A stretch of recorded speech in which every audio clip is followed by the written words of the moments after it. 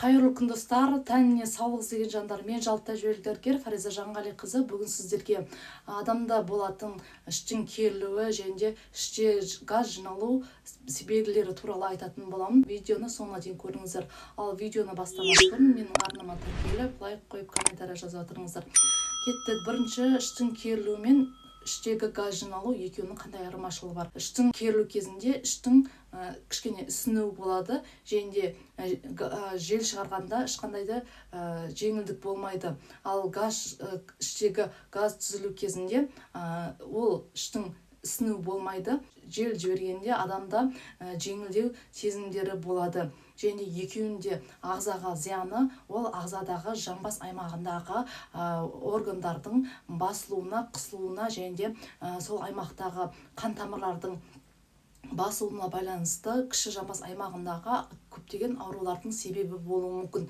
Және де аяқтағы қан тамырлардың жоғары қарай көтерілуіне қиындатып, және де төменгі аймақтағы аяқтардағы қан айналымының баяулауына әкелуі мүмкін. Және де ағзадағы көптеген созылмалы аурулардың алғашқы себептері болуы мүмкін. Және біздің иммунитеттің төмендеуіне де алып келуі мүмкін. Себебі біздегі іштегі газ жиналудың бәрі осы ішектегі микробиомдардың қызметінің бұзылуының нәтижесінде, және микробиомдардың қызметі бұзылатын болса, онда ішектегі біздің иммунитет көтеретін бактериялардың дұрыс қызмет атқармау нәтижесінде ағзадағы біздің иммунитетіміз төмендеуі мүмкін. Іштің желденуіне алып келетін тағамдық заттарға келетін болсақ, ол бірінші, 26 жастан кейін кейбір адамдарда лактаза жетіспеушілігі болады.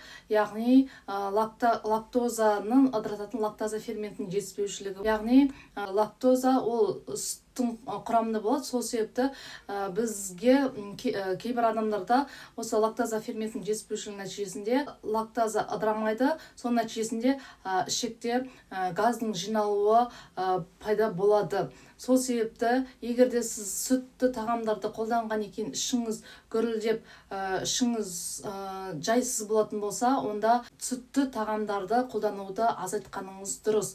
Ал келесі, іштің желденуін тудыратын ол фруктоза. Яғни фруктыларды, жеміс-жидектерді біз көп мөлшерде қолданатын болсақ, яғни бір жеміс-жидекті екінші жеміс-жидекпен араластырмай, арасын 30 минут сақтай отыра қабылдау қажетпіз.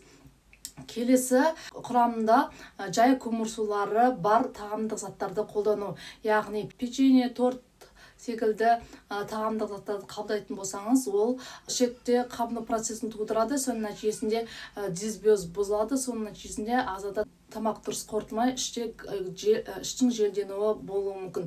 Келесі, бізде осы тағамдық заттардың дұрыстап қорытылу үшін өт қабы, асқазан, ұйқы безі және ішектің жұмыстары арқылы қорытылады.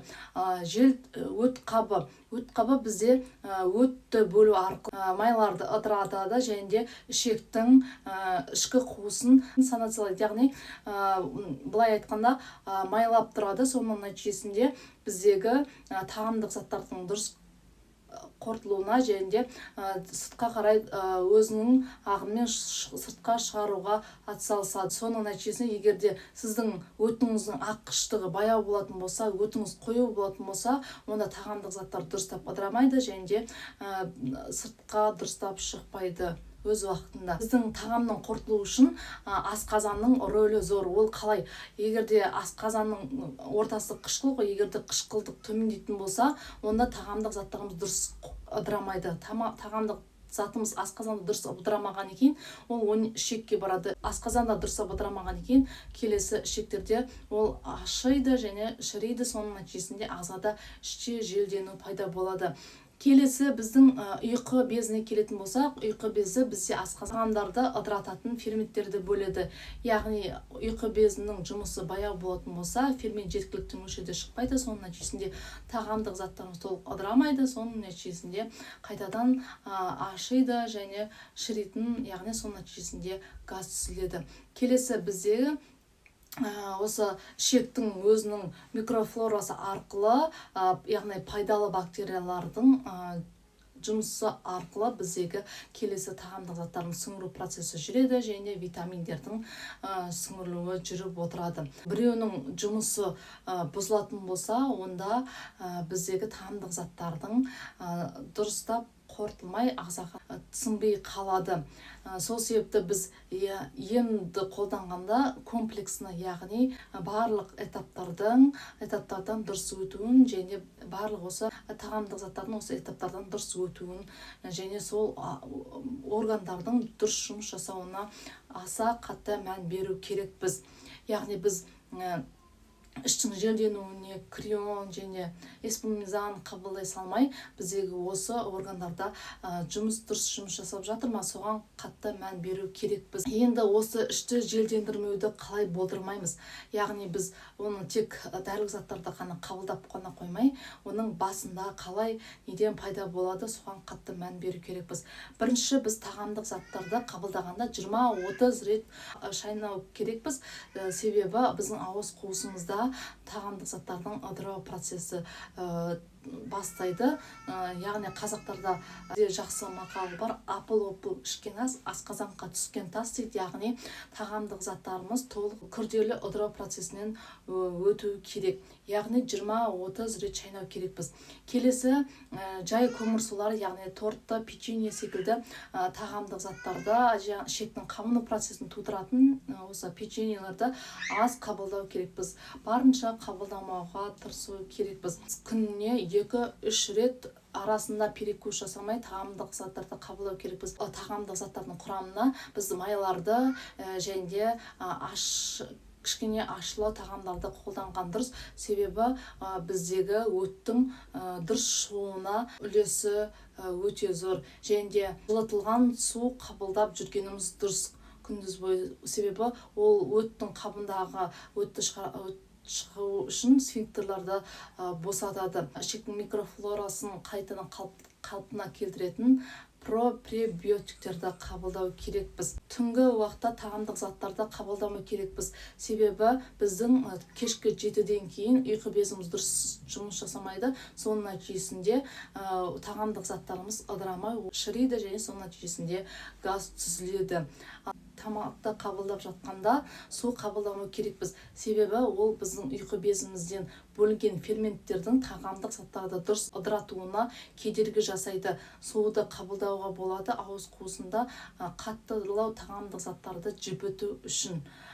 Келесі, мұздай суларды қабылдауға болмайды. Себебі ол тағамдық заттардың дұрыстап қорытылмауына алып келеді. Тамағыңыз ыдырамаған екен, қайтадан қарныңыз ашып, көп тағам қабылдау және соның нәтижесінде ішектің жұмысын нашарлатуы мүмкін.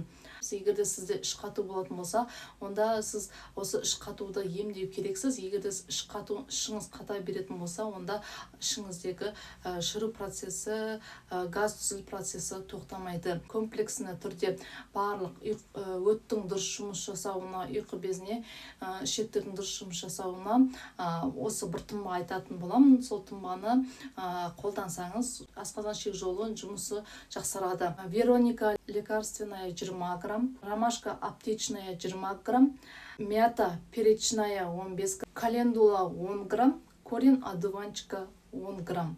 Осы тұнбаны жақсылап араластырып, таңертең бір ас қасығын 700-800 мл суға араластырып, бір күн бойы осы жылы күйінде осы тұнбаны қабылдау керексіз. Ал бұл тұнбаны кемінде 40 күн қабылдау керексіз.